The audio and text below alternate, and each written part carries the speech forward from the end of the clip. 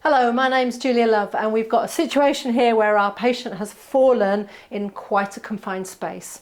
We feel that we need to hoist him, but we can't get the hoist into this bathroom. So we're going to use a technique using slide sheets to get him out so that I can then lift him off the floor with the hoist.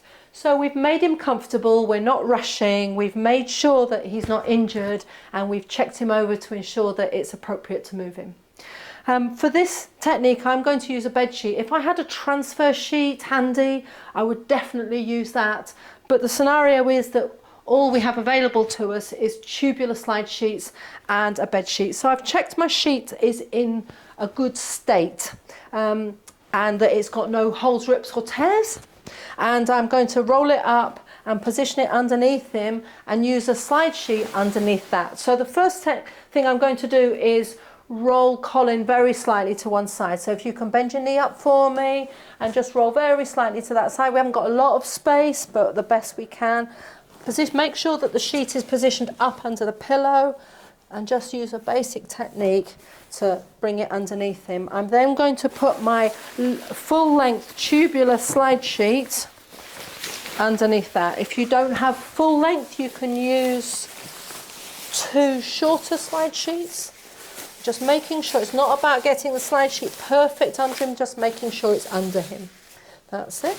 So bringing Colin back. Let's make sure that his feet are down. Can you bend up the other leg for me and come over towards me? Lovely. And then if you can bring the slide sheet out. It's really important that you make sure that the slide sheet is under the pillow and therefore Colin's head, as well as under his whole body and his legs, and then the sheet. That's it. Yep. All good. Lovely. Great. Okay. So I'm just going to make sure that that's underneath his feet as well. Okay.